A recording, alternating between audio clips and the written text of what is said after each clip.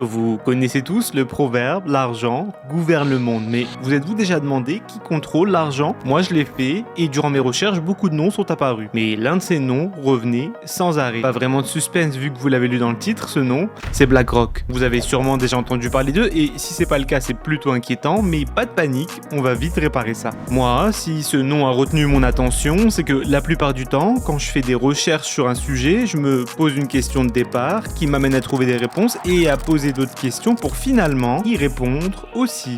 Mais avec BlackRock, c'est différent, beaucoup de questions et peu de réponses. C'est d'ailleurs ce qui m'a donné envie de faire cette vidéo. BlackRock, c'est une entreprise tentaculaire qui possède une partie de tout, absolument tout, et si je vous disais qu'ils ont un impact sur la vie de chaque personne qui regarde cette vidéo, que vous n'aurez sûrement pas de retraite grâce à eux, et que, par contre, chaque mois, grâce à vous, ils s'enrichissent un peu plus. À ce stade, vous ne me croyez peut-être pas encore, mais vous allez vite changer d'avis. Déjà, BlackRock gère beaucoup d'argent. Pour vous donner quelques chiffres, plus de 10 000 milliards de dollars, c'est la somme colossale qu'ils gèrent pour leurs clients.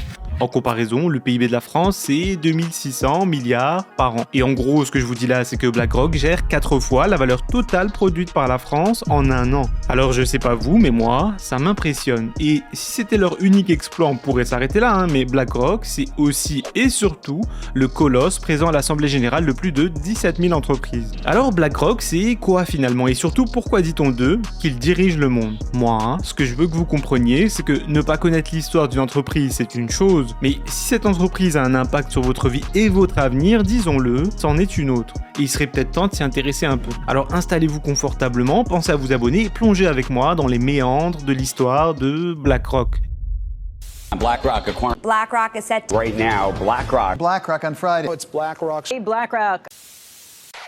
Si derrière chaque grand homme se cache une femme, derrière chaque grande entreprise se trouve une femme ou un homme, et dans le cas de BlackRock, cet homme c'est lui. Costume sur mesure, chaussures toujours bien cirées, la tête haute qui ne perd jamais la face en public ou presque. En apparence, vous me direz, l'image qu'on se fait d'un dirigeant de grande entreprise tout à fait normale. Mais vous allez voir que derrière cette apparence soignée se cache pour certains un véritable méchant de Marvel. Je vous présente Lawrence Douglas Fink, surnommé Larry Fink. Larry, c'est un homme au passé discret que les présidents appellent à l'aide pour sauver l'économie de leur pays, et bizarrement, quand on pose une question à Larry sur des critères d'investissement importants pour lui, sa réponse, elle fait froid dans le dos. Mais regardez ça par vous-même. You now make a point of that's an investment criteria for you. Well, behaviors are going to have to change, and this is one thing we're asking companies. You have to force behaviors, and at BlackRock we are forcing behaviors. 54% of the incoming class are women. We added 4 more points in terms of diverse employment this year, and what we are doing internally is if you don't achieve these levels of impact, your compensation could be impacted. Okay, We're doing the same thing. And so it's just you have to force behaviors, and if you don't force behaviors, whether it's gender or race or just any way you want to say the composition of your team, you're going to be impacted, and that's not recruiting, it is development, as Ken said. And ultimately, it's still going to take time, but I am just as much shocked as Ken is that we have not seen more opportunities, and we're going to have to force change. Pour un peu de contexte, Larry parle de forcer les comportements des entreprises à s'aligner à un des critères qu'il défend, notamment l'environnement. Alors bien sûr, pour certains, ça peut paraître plutôt une bonne chose, mais rappelez-vous, BlackRock est présent à l'Assemblée Générale de plus de 17 000 entreprises. Et donc, ils ont un pouvoir de décision sur tout autant de sociétés. Pour en citer quelques-unes, Apple, Facebook, Microsoft, Nvidia. Je vais m'arrêter là, mais la liste est longue, et je pense que vous commencez à comprendre. Alors, je sais pas vous, mais moi, quand j'entends dire que les comportements doivent être forcés, je trouve que, environnement ou pas, ça en dit long sur la volonté d'imposer sa vision. Et la capacité de forcer les décisions d'entreprise qui ont un fort impact sur notre vie, c'est déjà une première piste. Mais le pire reste à venir, alors accrochez-vous bien. Larry est aujourd'hui considéré pour beaucoup comme le gestionnaire d'actifs le plus puissant du monde, mais avant d'atteindre un tel niveau de réussite, il a d'abord connu un échec majeur qui, disons-le, a bien failli lui coûter sa carrière et sur lequel on va revenir dans un instant. instant. Et pour comprendre le Larry d'aujourd'hui, il faut d'abord faire un bond dans le passé. Né à Los Angeles le 2 novembre 1952, Larry a grandi dans une famille juive de la classe moyenne. Sa mère Lila était professeure d'anglais à l'université et son père Freddy, lui, il tenait un petit magasin de chaussures dans la banlieue de Los Angeles. En parlant de magasin de chaussures plutôt discret sur sa vie privée, Larry a révélé dans une interview avoir aidé son père à vendre des chaussures, ce qui lui aurait permis d'améliorer son relationnel. Mais je vous laisse voir ça par vous-même. My mother was a college professor. My father owned a shoe store. And at 10 years old, I was required to learn how to sell shoes and help my father. Well, I learned how to deal with people pretty early in my career, and it was a great learning lesson how to deal with people, how to appeal to people's needs, and I was a pretty good shoe salesman. Alors comme ça, Larry est un bon vendeur de chaussures. Et je sais que ça a l'air de rien comme ça, mais pourtant, vous allez le voir, dans cette histoire, chaque détail compte. En cherchant bien, une des seules anecdotes de son enfance que j'ai trouvée, c'est peut-être le fait qu'il aimait jouer au basket avec ses amis du quartier. Et j'ose imaginer que seul un œil attentif aurait compris à l'époque que, sur le terrain déjà, Larry montrait des signes de sa future grandeur. Son esprit compétitif et sa capacité à motiver les autres étaient des qualités qui se révéleraient précieuses dans les années à venir. Précieuses non pas sur le terrain de basket, mais sur l'immense terrain de la finance de Wall Street. Et contrairement à ce que vous pourriez penser, Larry, c'était pas un fils à papa prédestiné à devenir quelqu'un d'important. À l'école, il était même décrit par ses camarades comme un élève plutôt moyen. Alors non pas qu'il soit particulièrement mauvais, mais simplement qu'il ne brillait pas non plus. Mais par contre, son ambition, elle était bien réelle. Et elle avait déjà commencé à germer dans son esprit, devenant peu à peu une véritable obsession. Alors peut-être qu'il ne le savait pas encore à cette période-là, mais tout allait changer pendant ses études supérieures. Une fois son bac en poche, oui ok aux États-Unis on n'appelle pas ça le bac, mais vous me passerez la simplification, Larry, il va d'abord obtenir son bachelor en sciences politiques en 1974. Le bachelor, grosso modo, c'est l'équivalent d'une licence en France. Après ça, il s'oriente vers un MBA en immobilier. Le MBA étant l'équivalent d'un master, qu'il obtiendra 2 ans plus tard. Et c'est d'ailleurs pendant cette période que l'intérêt de Larry pour la finance va s'accentuer. Et je sais déjà ce que vous vous dites, quel rapport avec la finance? En fait, c'est simple. De la même façon que tout le monde sait que pour réussir dans le cinéma aux États-Unis, il faut se rendre à Hollywood, pour faire fortune, Larry l'avait très bien compris, la voie royale, c'était de se rendre à Wall Street. Et c'est ce qui explique sûrement qu'il va faire un choix plutôt surprenant. Alors pour ceux qui ont bien suivi, je vous ai dit tout à l'heure qu'il avait passé un diplôme dans l'immobilier. Et une des qualités de Larry, qui vous allez le voir va l'aider tout au long de son parcours, c'est sa vision unique du risque et des opportunités. Bien conscient que l'immobilier classique c'était pas le chemin idéal pour faire fortune, son diplôme en poche, plutôt que chercher un emploi dans une agence immobilière, lui,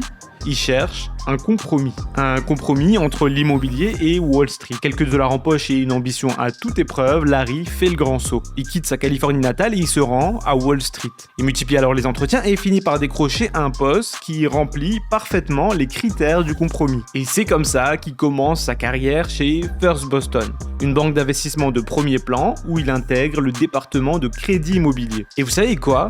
Il cartonne littéralement. Ce qu'il faut que vous compreniez, c'est que dans les années 70, les obligations, elles commençaient à peine à être tradées. Et Larry, lui, va se révéler être un employé doué, extrêmement doué même, et quand vous mettez quelqu'un d'extrêmement doué au bon endroit au bon moment, ce que ça donne, c'est toujours, littéralement, hors du commun. Rapidement, Larry va se spécialiser dans la vente d'un produit bien particulier qu'on appelle les créances hypothécaires. Et ce nom vous dit peut-être quelque chose vu que c'est ce même produit qui va déclencher la plus grande crise de l'économie américaine de ces 50 dernières années. Mais vous inquiétez pas, on reviendra là-dessus plus tard. En tout cas, c'est officiel, Larry devient trader d'obligations hypothécaires. Et pour faire très simple, les obligations hypothécaires sont des titres qui représentent plusieurs crédits immobiliers dont la garantie et la maison elle-même. Des personnes achètent et revendent ces titres et reçoivent ensuite le remboursement de l'argent emprunté, mais aussi les intérêts du crédit. Larry vend des obligations comme des petits pains, ou plutôt comme des chaussures, et il gravit rapidement les échelons et devient un des meilleurs employés chez First Boston. Et très rapidement, il est promu directeur de son département. Mais c'est aussi à cette période qu'il va recruter dans son département 7 hommes. Robert, Steven, Capito. Je vous rassure, à l'époque où il le rencontre, il avait des cheveux, mais difficile de trouver une photo plus ancienne. Et Robert, comme vous allez le découvrir, va devenir l'un de ses lieutenants, homme de confiance, ami, bref, un peu de tout. Les années passent et ses résultats sont tellement bons que Larry va réussir un nouvel exploit, devenir directeur général à peine 30 ans. Alors peut-être que vous ne mesurez pas, mais 30 ans, c'est très jeune pour un poste, surtout à l'époque dans un Wall Street dirigé par des Monsieur Burns qui ont souvent beaucoup de mal à laisser leur place. Bref, autant vous dire que la machine semble inarrêtable. Sa réputation continue de grimper à Wall Street, sûrement à la même vitesse que son compte en banque, et pour tout le monde, ça ne faisait plus aucun doute. Le jeune Larry, sur lequel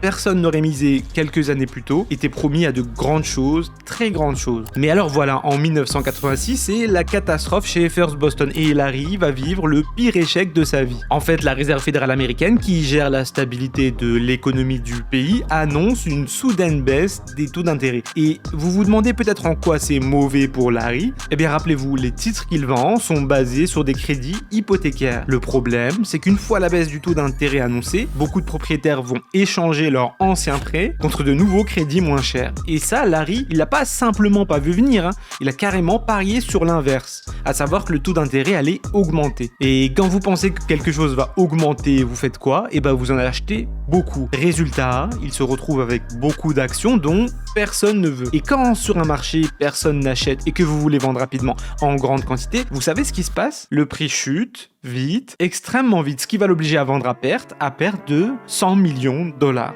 Véritable catastrophe, Larry a commis l'erreur de sa vie, sûrement embarqué par l'élan de confiance de ses réussites passées et par les nombreuses personnes qui le complimentaient à longueur de journée. Rappelez-vous, à ce moment-là, ça fait des années que tout marche merveilleusement bien pour lui, qu'il enchaîne les réussites et je vous le répète, cette simple erreur de jugement a fait perdre à First Boston plus de 100 millions de dollars en quelques heures. En quelques heures, Larry est passé de l'homme qui a toujours raison au loser de Wall Street. Certains d'entre vous connaissent ce sentiment. Vous êtes dans une période de grâce dans votre vie où tout vous réussit. Vous commencez même à vous demander, est-ce que je mérite autant de bonheur et de réussite? Et là, problème, comme un mauvais coup du sort, un événement vient enrayer la machine. Et comme les problèmes ne viennent pas seuls, vous vous retrouvez au pied du mur. Et dans ces moments bien particuliers de la vie d'un homme ou d'une femme, deux voies s'offrent à vous. La première, abandonner et rester au sol, et la seconde, celle qui va nous intéresser, rebondir de plus belle. Pour Larry, c'est exactement ce chapitre de sa vie.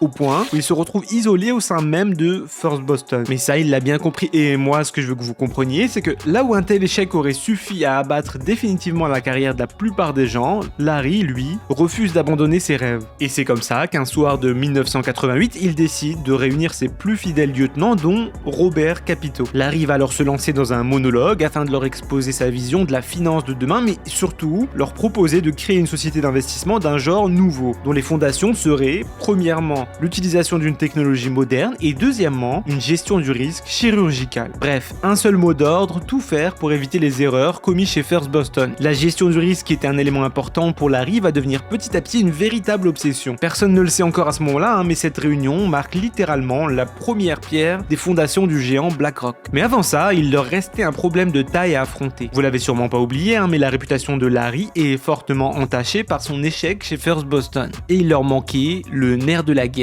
l'argent. Alors au lieu d'enchaîner les refus chez les vieux loups conservateurs de Wall Street, pour qui la réputation est la chose la plus importante, un peu comme un vieux samouraï japonais dont la seule issue après un déshonneur serait un harakiri, vous savez, ceux-là même pour qui la technologie est une lubie réservée aux geeks de la Silicon Valley, tout juste bonne à spéculer. Et une nouvelle fois, Larry va faire un choix très judicieux, se tourner vers les jeunes de Wall Street, dont la raison d'être est de venir détrôner les vieux loups dont je viens de vous parler. Et ces jeunes de Wall Street ont un nom, ou plutôt deux, Steven Schwarman et Pete Peterson. 3 ans plus tôt, ils lancent leur propre fonds d'investissement Blackstone. Le deal est simple, Blackstone accepte d'héberger la nouvelle entreprise de Larry dans ses bureaux et de la financer avec un prêt de 5 millions de dollars, en échange d'une participation colossale de 50%. Au début, Larry hésite, mais le manque d'options et la bonne réputation de Blackstone le fait finalement céder. 50%, c'est beaucoup, mais en même temps, je sais pas ce que vous en pensez, mais je trouve ça peu cher payé pour réaliser son rêve. Fink et ses associés vont alors décider de baptiser leur société Blackstone Financial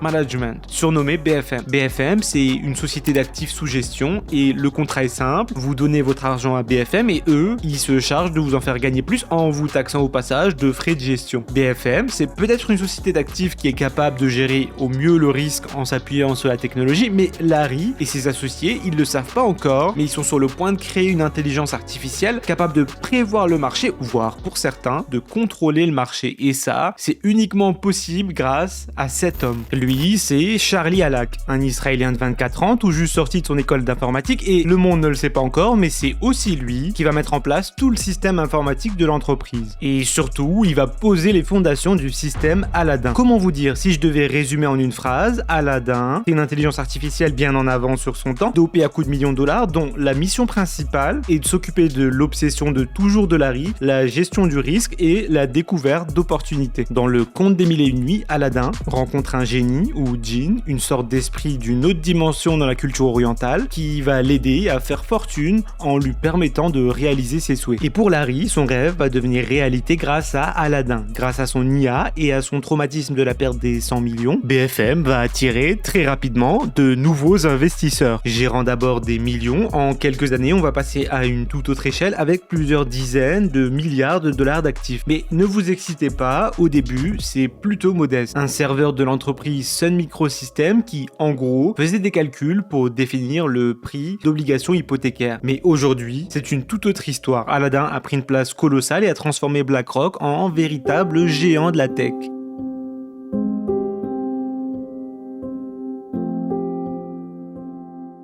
Changement de décor là, on est à Wenatchee, petite ville de 30 000 habitants à la frontière canadienne. À première vue, rien d'exceptionnel, mais en regardant de plus près, on voit Microsoft, Yahoo et je vous le donne en mille, BlackRock. La raison, ce barrage qui vend de l'électricité pas chère et qui tout naturellement a attiré les grandes entreprises d'informatique. Et quand je vous dis que c'est devenu un géant de la tech, je suis très sérieux. Dites-vous que leur installation regroupe quelques 6000 serveurs, plus de 1000 développeurs, plus de 25 millions de codes et absorbe des quantités d'informations monstrueuses. Chiffres du PIB, du chômage, images satellites, données par carte bancaire. Dites-vous que le moindre mouvement, la moindre déclaration des gouvernements et même les actions tendances sur les réseaux sociaux, tout y passe. On parle de 200 millions de calculs par semaine. Et si ça vous suffit pas, voici un exemple encore plus parlant, extrait d'un excellent documentaire d'Arte. BlackRock veut savoir s'il est bon d'investir dans une région, Aladdin va connecter les informations qu'il a sur la région et estimer que cette région compte beaucoup de cadres d'une société d'informatique. Le problème, c'est que ces gens-là, ils sont souvent mutés. Aladdin indique alors que c'est une mauvaise idée de donner des crédits dans cette région. Si les cadres déménagent souvent, ils ne paient pas les intérêts en entier de leur crédit, mais le pire, c'est qu'il va pas s'arrêter là. Il propose même une solution clé en main, augmenter le taux d'intérêt dans cette région, mais aussi dans toutes celles où sont installées des sociétés informatiques. Et le plus effrayant, c'est que BlackRock ne va pas se contenter d'utiliser ces informations pour ses clients, mais ils vont aussi revendre des informations à de grosses entreprises. En 2013, ils vont même lancer une pub,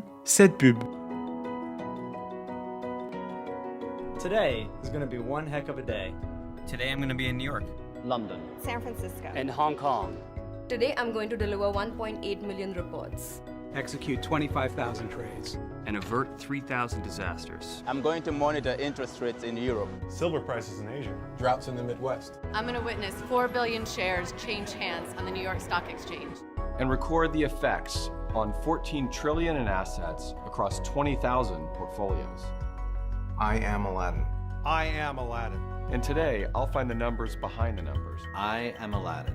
I'm Aladdin, and I will get the data right. Aujourd'hui, Aladdin supervise les actifs de plus de 170 institutions financières, dont pas simplement des entreprises privées, mais aussi des fonds de pension et des banques comme la Deutsche Bank. Et au total, Aladdin qui gère près de 21 000 milliards de dollars d'actifs. Cette fois-ci, c'est plus le PIB de la France, mais carrément celui de l'Union européenne. Mais la phrase qui me donne le tournis, c'est que Aladdin soutient la gestion de plus de 8% des actifs financiers du monde entier. Bref, si je vous raconte tout ça, certains l'auront déjà compris, c'est que si BlackRock gère autant d'argent, ça crée une sorte de vision unique de ce que sont les bons et les mauvais investissements. Et le vrai risque derrière tout ça, c'est qu'ils peuvent potentiellement orienter la vérité vers des positions qui les arrangent. Réfléchissez un instant. Si vous deviez choisir entre jouer à un jeu dont vous connaissez vaguement les règles et jouer à un jeu dont vous décidez vous-même des règles, lequel serait à votre avantage? Et cette inquiétude, elle a été soulevée par deux journaux, The Economist et le Financial Times. Et la réponse de BlackRock, selon eux, chaque client peut peut configurer le logiciel selon ses propres besoins et Aladdin n'est qu'un outil d'analyse qui ne recommande jamais d'acheter ou de vendre. Mais le pire dans tout ça, c'est qu'il existe une infinité de risques du même genre. Pour vous en citer quelques autres, imaginez que des gouvernements ou des pirates utilisent ce système, non pas pour engranger des profits, mais plutôt pour déclencher des crises ou censurer des entreprises. Mais revenons maintenant à l'histoire de Larry.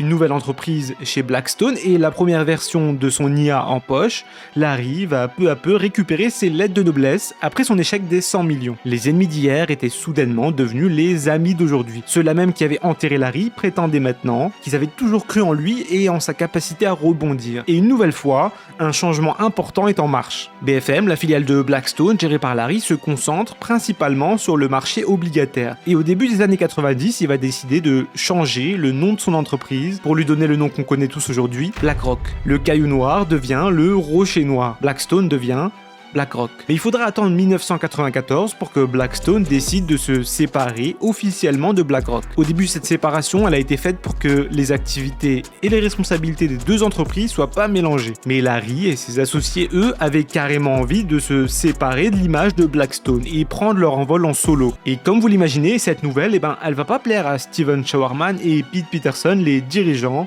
de Blackstone. Des disputes vont avoir lieu pour plusieurs raisons. Par exemple, Larry voulait donner des actions aux nouvelles recrues contrairement au patron de Blackstone. Et finalement, à la fin de cette même année, Blackstone accepte de vendre ses parts à la holding financière PNC pour la somme ridicule de 240 millions de dollars. Pour l'anecdote, quelques années plus tard, Stephen Schwarzman va nous dire que cette vente, c'est la plus grosse erreur de sa carrière. Et on veut bien le croire, quand on sait que la valorisation de BlackRock est de 120 milliards aujourd'hui, que Stephen détenait la moitié des parts, et surtout qu'en 2020, PNC a revendu ses parts, 17 milliards de dollars, de quoi vous empêcher de dormir pendant longtemps. Mais pour Larry, l'histoire va continuer. Fort de sa séparation avec Blackstone, il se retrouve maintenant seul maître à bord et il devient le président de BlackRock. Et vous allez voir que c'est que le début de son ascension.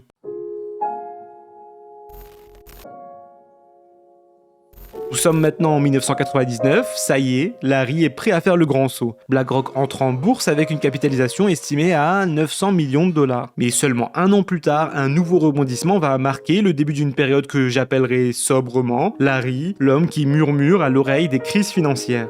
Et vous allez vite comprendre pourquoi. Si les débuts de Larry à Wall Street avaient été son premier moment de grâce, dites-vous que c'était que l'échauffement et que le vrai moment commence maintenant. Nous sommes en 2000, la bulle Internet explose et l'argent qui était investi sur les entreprises liées à l'informatique et à Internet se déplace alors vers des marchés jugés moins risqués et l'un de ces marchés, c'est celui des obligations. Et qui dit obligation dit BlackRock. Les clients s'accumulent et tout naturellement, BlackRock va passer alors de 160 à 320 milliards de dollars d'actifs sous gestion. Et s'offrir par la même occasion une place au club très sélect des plus gros gestionnaires d'actifs du monde entier. Ça commence à faire beaucoup, et pourtant c'est que le début de l'ascension de BlackRock.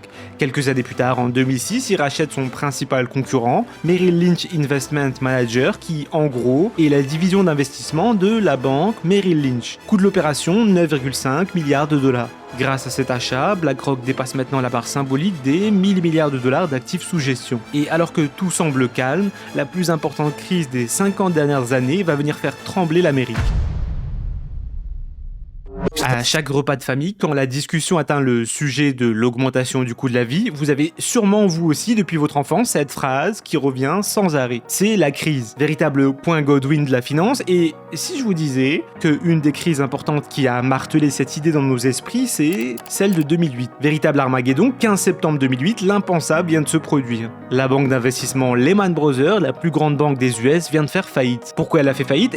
Lehman Brothers avait fortement investi dans des prêts hypothécaires à risque et la banque avait une gestion du risque, disons-le, catastrophique. Alors, vous imaginez bien que quand le marché de l'immobilier américain a commencé à reculer et que les personnes ne pouvaient plus payer leur crédit, disons-le, ils l'ont bien eu dans l'os. Le problème, c'est que la même journée, la banque Merrill Lynch est rachetée en catastrophe par Bank of America pour 50 milliards de dollars. Et pour ceux qui se posent la question, Merrill Lynch, oui, ce sont bien ceux qui ont vendu leur département d'investissement à BlackRock 2 ans plus tôt. Bref, tout ça pour vous dire que la finance mondiale tremble, tout semble être sur le point de s'effondrer, mais encore une fois, au centre de ce champ de ruines, devinez quelle entreprise se démarque, BlackRock. Larry a toujours eu une obsession pour la gestion de risque, obsession qui, comme on l'a vu tout à l'heure, a été fortement exacerbée par sa perte de 100 millions. Et c'est pour ça qu'en 2008, pendant que la majorité des sociétés financières et notamment des banques sont au bord du gouffre, BlackRock, eux, bizarrement, ils se portent bien, extrêmement bien même. Par contre, on peut pas en dire autant du gouvernement américain. CBS News Special Report, a presidential address to the nation. Evening. This is an extraordinary period for America's economy. Over the past few weeks, many Americans have felt anxiety about their finances and their future. I understand their worry and their frustration. We've seen triple-digit swings in the stock market. Major financial institutions have teetered on the edge of collapse, and some have failed. As uncertainty has grown, many banks have restricted lending. Credit markets have frozen, and families and businesses have found it harder to borrow money. En grande difficulté et risquant un effondrement du système financier, je sais pas pour vous, mais j'aurais pas aimé être à leur place. Ils devaient agir rapidement, mais ils en avaient pas les moyens. Le truc, c'est qu'il fallait rapidement déterminer la gravité réelle pour les banques, le risque étant que des banques continuent à faire faillite en cascade. Alors, quels étaient les titres toxiques, l'ampleur des dégâts, qui pouvaient répondre à ces questions à leur place? Et ce qu'il faut que vous compreniez, c'est que, en temps normal, le gouvernement se tourne vers les banques, mais politiquement, c'était inacceptable pour la population que ceux-là même qui se sont montrés irresponsables et ont déclenché la crise, à savoir les banques, soient chargés de régler la situation. Des pompiers pyromanes en quelque sorte. Vous l'avez bien compris, l'économie américaine était perdue. Il n'y avait plus aucun espoir. Après tout, personne n'était chargé de vendre des créances hypothécaires titrisées. Personne n'avait vécu un échec majeur sur ces mêmes titres. Personne n'était totalement obsédé par la gestion du risque. Personne n'avait les ressources, la technologie, l'infrastructure et les connaissances pour aider à gérer une telle crise. Et en plus de ça, personne ne remplissait toutes ces cases en n'étant pas une banque. Enfin, personne à part Larry Fink et BlackRock. C'est presque trop beau pour être vrai, vous trouvez pas? Les complotistes diraient que Larry a orchestré la crise pour détruire l'économie avec les mêmes titres qui ont ruiné sa réputation quelques années auparavant, pour ensuite sortir comme un lapin d'un chapeau et être la seule option. Imaginez un instant être insulté par tout le monde, être traité d'incapable pour ensuite que le gouvernement du pays le plus puissant au monde vienne vous supplier de les aider à la vue de tous vos détracteurs. Et tout ça parce que votre échec et les efforts que vous avez faits pour vous relever sont la condition même du salut du pays qui vous a vu grandir. Alors je pense que vous comprenez maintenant quand je vous ai dit qu'une question n'amène pas forcément une réponse, mais parfois une autre question. Et vous l'aurez compris, au pied du mur,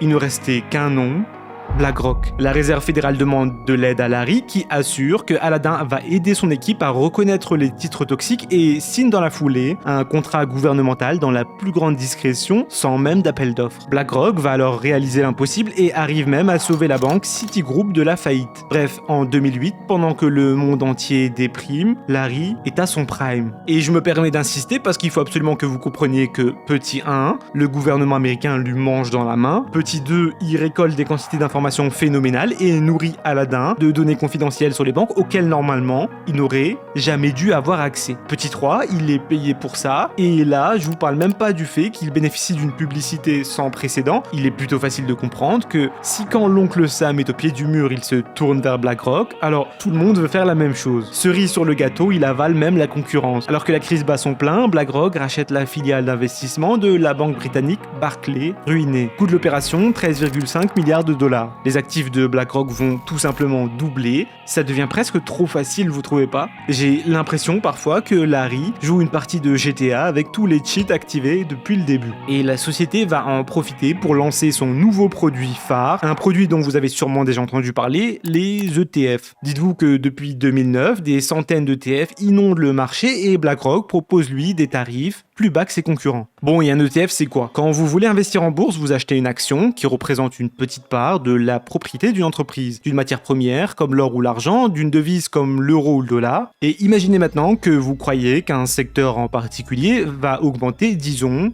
l'intelligence artificielle. Vous décidez alors d'investir dans une entreprise en particulier. Si vous achetez une action à 100 € de cette entreprise et que suite à votre achat, de bonnes nouvelles arrivent, beaucoup de personnes vont acheter et votre action qui vous a coûté 100 € va alors voir sa valeur augmenter, disons, à 200 €. À l'inverse, si de mauvaises nouvelles arrivent et que tout le monde veut vendre, le prix, lui, va baisser à 50 €. Le principe de l'ETF est simple, au lieu d'acheter des actions individuelles, vos 100 €, ils vont être répartis sur la valeur d'un indice boursier. Par exemple, sur plusieurs entreprises du domaine de l'intelligence artificielle. Donc maintenant, si une des entreprises connaît un problème et que le secteur monte, votre moyenne sera quand même positive. Félicitations, vous avez réduit votre risque. BlackRock vante la grande diversification de leur ETF, ce qui attire les petits épargnants effrayés par la crise. Et petits épargnants dont, je rappelle, certains ont perdu beaucoup d'argent. Mais ça m'amène à me poser une autre question. Si des secteurs entiers s'effondraient à cause d'un risque imprévisible ou d'une chute brutale de la réputation de BlackRock, il se passerait quoi? Vous savez quoi? On a peut-être eu un début de réponse en 2010. Si tout le monde investit sur des secteurs entiers, quand tout le monde ressort d'un coup, ça peut avoir un impact bien plus important. Au lieu de ne toucher qu'une entreprise, on peut toucher un secteur tout entier. Et c'est en quelque sorte l'effet de bord possible si trop de personnes investissent sur les ETF. En mai 2010, on a assisté à ce qui a été par la suite appelé le crack éclair de 2010. Fear came back into the market in a very big way. What began as a national problem in Greece has quickly metastasized. Down 400 very quickly and then down 800, nearly 1,000 in a heartbeat. I mean, it is classic capitulation. There are some people who are proposing there was some kind of fat finger error. We have commodities that are being crushed. There may have been a bad print in Procter & Gamble. This is very much 1987. The biggest single widening day since Lehman. There was panic selling on the way down, and all of a sudden it just stopped on a dime. Rallying back by 700. This is all happening in real time, folks. Décor, 6 mai 2010, 14h40. Une journée plutôt banale dans une salle de marché à Wall Street, des traders qui achètent, qui vendent, un balai d'aller-retour incessant qu'on a l'habitude de voir dans les films. 14h45, la salle retient son souffle, puis tout le monde se met à crier. Le marché vient de s'effondrer de 10% en 10 minutes et remonter presque instantanément. Et devinez quoi? Une grande partie des transactions concernées, les ETF. Aujourd'hui, beaucoup expliquent ce crash par l'impact du trading à haute fréquence, mais pourtant, personne n'explique clairement ce qui s'est passé ce jour-là. Mais la participation des ETF à ce crash, même si difficilement quantifiable, reste très probable. Alors, je sais pas vous, mais moi, ça m'amène à me poser encore d'autres questions. Si tout le monde voulait vendre ses ETF, qui sauverait le système? Sans régulateur, personne ne peut les aider. Une nouvelle crise payée par le contribuable? Autrement dit par vous et moi? Sûrement. D'ailleurs, en parlant de ça, on peut dire que BlackRock a atteint ce qu'on appelle en anglais « too big to fail ». En français, on pourrait traduire ça par « trop gros pour faire faillite ». Et pour ceux qui ne savent pas ce que c'est le terme qu'on utilise pour les banques ou sociétés financières qui ont un impact tellement grand sur le marché que même si un jour elles commettent une erreur, elles seront sauvées par le gouvernement et donc encore une fois, ça sera vous et moi qui paierons les pots cassés. L'explication est simple, si une telle entreprise n'était pas sauvée par le gouvernement, l'impact serait tel qu'il menacerait d'un effondrement économique et au final, il y aurait encore plus de pots cassés. Alors autant payer tout de suite, même si c'est injuste, que de payer plus tard avec une possibilité de ne même pas pouvoir retrouver un équilibre et finir potentiellement avec une monnaie qui ne vaut plus rien, une crise sans précédent où tout le monde serait perdant. S'il fallait faire un parallèle, c'est comme si je vous disais de donner la moitié de tout ce que vous possédez, mais que si vous le faites pas, vous garderez tout ce que vous possédez, mais il ne vaudra plus rien. Alors mieux vaut avoir la moitié de quelque chose ou l'entièreté de rien, c'est injuste, et pourtant, c'est comme ça que les choses fonctionnent. Mais revenons à nos moutons, ou plutôt à nos cailloux. Dès que BlackRock arrive sur un marché, on constate un net retrait des autres investisseurs. La simple présence de BlackRock fait fuir les autres gestionnaires financiers. Ils craignent que BlackRock soit obligé de récupérer rapidement leur investissement et que le marché s'effondre. Les géants porteraient alors tout dans leur chute. Depuis le début, je vous parle de l'impact de BlackRock sur l'économie américaine, mais laissez-moi quand même vous rappeler que l'économie américaine influence celle du monde entier. Et en premier lieu, l'Europe. L'histoire nous l'a montré à plusieurs reprises, quand l'économie américaine va mal, l'Europe aussi. Et est-ce que ça veut dire que leur influence sur le monde s'arrête à ça? Absolument pas. Ce qui nous amène à un chapitre qui vous concerne directement. Figurez-vous qu'en France, on n'est pas en reste. La société possède de larges parts dans des sociétés comme Airbus, Renault, L'Oréal, et si c'était que ça, je ne trouverais rien à y redire, mais le plus inquiétant, c'est ça. Larry à l'Elysée, il se montre très intéressé par l'épargne des Français, et dans une note envoyée au gouvernement en juin 2019, BlackRock indique au gouvernement qu'ils sont déçus des régimes comme le PERCO et le PERP, qui n'ont attiré que 130 milliards d'euros. Le PERCO et le PERP, en gros, c'est deux régimes de retraite créés en France France en 2003 qui permettent d'avoir une épargne retraite individuelle. Autrement dit, ça vous permet de cotiser tout seul pour une retraite complémentaire. Et s'il faut attendre 2019 pour que BlackRock dise ça, c'est parce qu'en 2019, c'est aussi l'année où est votée la loi Pacte. Pour faire très simple, c'est une loi qui simplifie et renforce les systèmes de retraite par capitalisation. Et BlackRock, eux, ils aiment bien ce que cette loi propose. Moins d'impôts sur les produits d'épargne retraite, ils vont même plus loin parce qu'ils donnent des conseils au gouvernement pour mieux faire la pub. On peut par exemple lire dans la note qu'ils ont envoyée au gouvernement français, mettre en place des incitations comportementales pour accroître le niveau des contributions volontaires, ou encore imposer à terme la mise en place de dispositifs d'épargne retraite à adhésion automatique. Incitation comportementale, ça ne vous rappelle rien? En gros, encourager les Français à créer leur propre retraite en investissant. Et ce que je veux que vous compreniez, c'est qu'aujourd'hui en France, la retraite est basée sur le principe de répartition. Donc les personnes qui sont actives et travaillent aujourd'hui payent pour ceux qui sont à la retraite, et en échange, si jamais ils ont la chance d'atteindre la retraite en vie, les nouveaux actifs paieront pour eux. A l'inverse, aux États-Unis, la retraite est basée sur des fonds de pension privés qui vont investir votre argent et la fructifier, puis vous payez une fois la retraite. Mais il est aussi possible en France de cotiser tout seul sur une épargne retraite. Alors si en parallèle de votre retraite, vous faites le choix d'investir pour une retraite personnelle, c'est, je trouve, une bonne initiative. Et si demain, on vous annonce que le régime de base de la retraite est supprimé, ça voudra quand même dire que toute votre vie, vous avez payé pour la retraite des autres, mais que votre retraite, il faudra aussi vous la payer tout seul. Mais la France a un autre intérêt pour BlackRock. En décembre 2017, Emmanuel Macron invite à Paris des hommes politiques, des responsables financiers, et parmi eux, Larry Fink. Cette fois, il ne vient pas parler de l'épargne, mais d'écologie, un de ses sujets phares. Avec le soutien de la France et de l'Allemagne, BlackRock doit développer un fonds pour investir dans les énergies durables en Afrique. Larry demande au président français de lui ouvrir le marché des pays en développement pour sauver le climat. Mais c'est peut-être aussi pour gagner de nouveaux marchés et gagner des investisseurs. Il faut le dire, Larry ne connaît pas bien les pays d'Afrique, c'est donc une aide importante pour la gestion du risque. Et qui mieux que la France pour ça? Pour vous donner un ordre d'idée, en Afrique, il y a 54 pays et la France a colonisé à travers le temps et à des moments différents 28 pays d'Afrique. Et aujourd'hui encore, c'est 14 pays qui utilisent le franc CFA. Donc le choix était tout naturel pour BlackRock, dont la matière première est, je le rappelle, l'information. D'ailleurs, en parlant d'information, à travers le temps, Larry a été invité à plusieurs reprises au World Economic Forum.